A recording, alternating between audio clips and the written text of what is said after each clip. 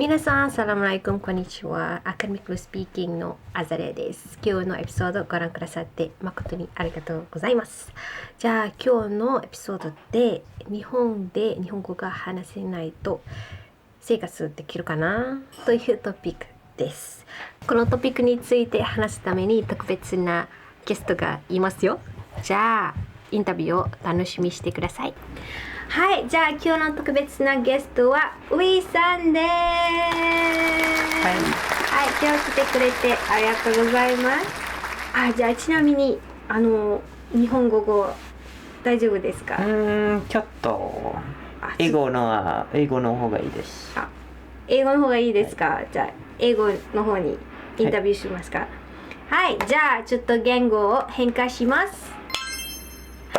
Alright, thank you so much for being with us here today. Do you mind giving a short introduction to our viewers about yourself? I'm Kohin. I am a master's student in Waseda University, and I'm studying political science, just the same degree as my undergrad. And I've been in Japan for about 1.5 years now. 1.5 years. Yep. Do you speak any Japanese? Of course I do, but still at the basic level. I studied Japanese for the first 6 months I'm here. That's part of my scholarship requirement. But after that, I did not really learn much Japanese. So do you think is your Japanese now actually enough for you to have to go out about your daily life? I would think so. I mean, in my opinion, I survived just fine. But some people would say, since you're in Japan, you might as well, learn the language and to make full use of your experience here. But at the same time, I think it's not a necessary thing.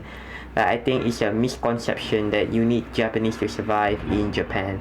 You don't actually, it's not a necessity, but it's a nice thing to have, Yeah, that's an interesting notion for you to talk about, because Japan has always been criticized for not being a country that knows English, not enough English signboards, and people not being able to converse when tourists come over. But that's about to change as we head towards Olympic 2020, and we can see Japan are implementing more English ways of signs and whatnot for people to get around. So what do you think about this actually? Do you think that it's alright even though their English is also not as sufficient as you would think? Is it for yourself? How do you go about that? Well, I don't have this neo-colonial mindset that I come to other people's country and expect them to cater to me, to my language and so on. So as far as I'm concerned, it's just fine, and in fact there's quite a lot of English signage, more than enough for you to get around, especially if you are just in the city center, Tokyo area and so on, right? The fact that they are doing quite a lot already to cater to, whether it's English speaking or Korean speaking or Chinese speaking tourists, in the train announcement are in like 3-4 languages. I mean, so many, and if you feel it's still not enough and so on, maybe it's something to do with your own mindset, I would think. But yeah, you're right, the Olympics coming up, they're trying to be more English speaking, and they're training staff to speak in English and so on. So yep. Alright, so do you have any special stories or experiences where it was actually very difficult, or you got in trouble for not knowing Japanese, or on the other hand, like it actually really helped that you didn't know Japanese as a foreigner? Well, it's kind of like a double-edged sword thing. I mean, of course, there are times that I wish I can speak Japanese better, like it would facilitate conversation with my Japanese friends a lot better. And in the post office, in my university office, you can't expect everyone to know English, right? So there'll be times where they don't know English, and if you're Japanese, it's just like so there are communication barrier, but usually we get stuff done. It's just that the process is a bit uncomfortable for the both of us. But there are also certain cases in which my lack of Japanese proved to be quite helpful. Like sometimes when people come to us to try to sell stuff, and I'll pretend I don't know Japanese at all. What's this? And then he would feel the conversation is getting difficult, and then he would just leave me alone, which is what I want most of the time anyway. So, but other than that, I have my wife, so she's good in Japanese. She helps me all the time. So. Yeah, it's interesting you brought that up, saying that it can be helpful, because there are some foreigners who have complained that not knowing Japanese has resulted in them being victims of different kinds of discrimination. For example, not being able to rent houses because they can't read the contract, not being able to do certain things because they are not trusted, because the Japanese need to explain everything in Japanese. What do you think about that? Do you have any experience with that as well? Well, now that you brought it up, I think yes. Of course, not knowing Japanese at all would be troublesome in certain aspects, like in real estate, trying to find houses, right? A lot of houses will be offered in Japanese, so if you don't read the contract properly, or maybe some landlord would not want like if you can't speak Japanese, he would be hesitant to take you on, right? But at the same time, I would say two factors. One is the rise of technology. Now you have Google Translate, instant camera, Google Translate, so that is very helpful in my daily life. At the same time, I think nowadays there are some real estate agents that are catered to English speaking audience. Like you actually can find some websites in which you can if you are international, you don't speak Japanese. I know some website that try to help foreigners, or in some cases like Mac scholars. There are mutual association, I guess, that they can help each other out. So there are assistance for you. I would say don't worry too much about that.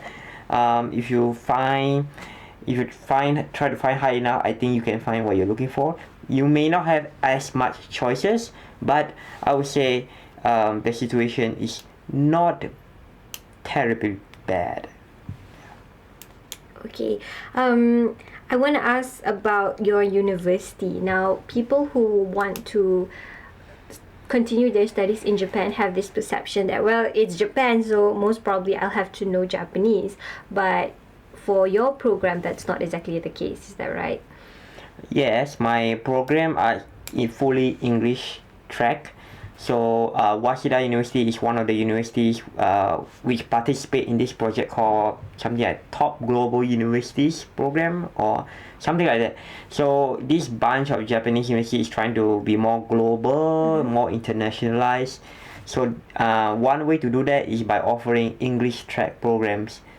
Because if you try to become more global, try to attract international students, but your programs are fully in Japanese, you may not have that many demand, right? So what they try to overcome that is by offering English track program, mostly at the graduate level, but there are also some that are undergraduate level. Like in my university, I think there are 2 programs that are fully in English. You don't need to know Japanese. You study everything in English. So and actually most of the professors are educated in America or UK. Even if they are Japanese or not, they receive their education PhD in English track program as well. Okay, alright. So is there anything else that you would like to convey to our audience before we end our interview today? Well, I would say that I would encourage you to consider Japan as one of your destination for or options for higher education, because I think there are quite good support for graduate students, especially. I think you have the Mac scholarship every year. The Ministry of Education in Japan offers scholarships. For Malaysian students, the application period is every March. Through the embassy, you apply to the embassy of Japan in Malaysia. So there will be about 20 plus students that will be eventually selected. For the scholarship covers your living allowance and your tuition free, so you don't have to worry about anything. There are also research grants that, like, I personally know that my university has multiple research grants, and some of it is catered to Southeast Asia studies. So that's very helpful to know. So there are plenty of opportunity and grants, I would say. Hopefully Japan has not hit the austerity yet. So that would be something for you to consider about if you're doing research and you need financial support and so on. I think so far Japan has been quite good to me. It's just that I wish they would not be so like even if grants and so on, some of the things we have to pay first and then we claim later. So I think that part, it's not only particular in Japan but in other countries as well. I wish that part would be restructured to help facilitate graduate students. I think that's an interesting topic, but probably regarding the whole academic landscape per se, on how grants work. But yes, we will have an episode on scholarships and grants.